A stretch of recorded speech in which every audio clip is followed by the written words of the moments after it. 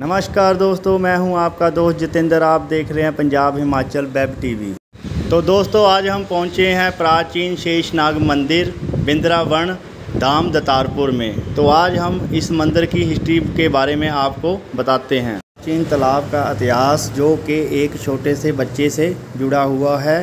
कहते हैं कि एक श्रद्धालु औरत जहां पे माथा टेकने के लिए आई थी, उसके साथ एक छोटा सा बच्चा था। तालाब ऊपर तक भरा हुआ था और अचानक ही बच्चा उस तालाब में गिर गया और औरत ने फरियाद की कि मेरे बच्चे की जान बचाई जाए। तभी एक दृश्य दिव्य शक्ति ने बताया कि बच्चे और तालाब के पानी में से किसी एक को चुन लो। माँ की ममता ने बच्चे के जीवन को ही चुना। तभी नाग देवता जी ने भयंकर फुकार से तालाब का पानी सुखा दिया और पास का मंदिर भी फट गया। आज भी मंदिर तालाब की ओर झुका हुआ है, जहां प्रतिवर्ष नाग पंचमी का मेला लगता है। इस दिन नाग देवता की पूजा कर श्रद्धालु आशीर्वाद लेते हैं। धर्म में नागों का जिक्र अधर्म मानव के रूप में भी मिलता है, जहां भी मान्यता है कि हमारे पूर्वज सर्प के रूप में अवतरित होते हैं।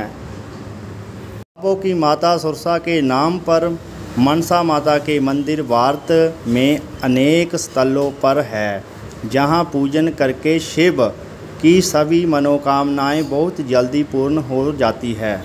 नाग देवता का आशीर्वाद पाने के लिए देश भर के मंदिरों में नाग पंचमी के दिन नागों की पूजा करने की मान्यता है तथा इस दिन नाग मूर्तियों को पंचामृत से स्नान कराने की परंपरा है। बहुत से लोग नाग देवता के दर्शन को शुभ मानते हैं तथा घर के पूर्वजों के रूप में उनका पूजन करते हैं। शास्त्रों के अनुसार साधन मास की पंचमी को सभी नाग सृष्टि के रचयिता ब्रह्मा जी के मिलने गए थे तथा उसी दिन उन्हें श्राप से मुक्ति मिलती थी।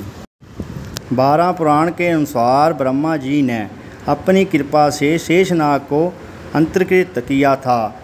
तब से धरती का भार धारण करने की सेवा लेने पर लोगों ने नाग देवता के प्रति आभार करते हुए उनका पूजन किया तथा उसी परंपरा के अंतर्गत हर वर्ष नाग पंचमी पर नागों की पूजा की जाती है।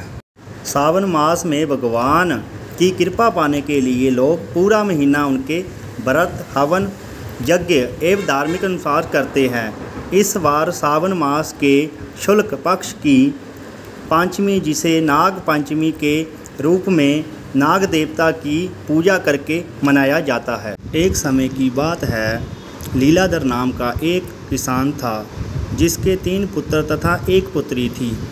एक दिन सुबह जब वह अपने खेत में हल चला रहा था, उसके हल से सांप की मौत को देखकर नाग माता को काफ़ी क्रोध आया और नागिन अपने बच्चों की मौत का बदला लेने के लिए किसान के घर पहुंच गई।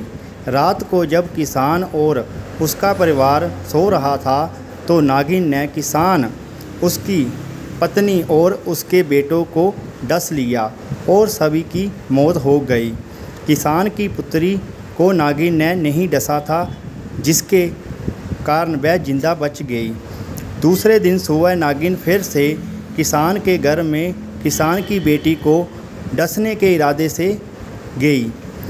उसने नाग माता को प्रसन्न करने के लिए कटोरा भरकर दूध का दिया तथा हाथ जोड़कर प्रार्थना की और माता पिता को माफ़ कर देने की प्रार्थना की। नाग माता प्रसन्न हुई तथा सबको जीवन दान दे दिया। अलावा नाग माता जय आशीर्वाद भी दिया कि सावन शुक्ल पंचमी को जो महिला सांप की पूजा करेगी उसकी कई पीढ़ियां सुरक्षित रहेगी। तब से नाग पंचमी पर सांप को पूजा जाता है। नाग पंचमी के इस पावन त्यौहार पर हमें नागों सर्प जाति को बचाने का संकल्प लेना चाहिए। इतना ही नहीं, हम यह भी ध्यान रखें कि किस तरह हम नागों व सर्प जाति को सुरक्षित रखकर हम अपनी संस्कृति को कायम रख सकें।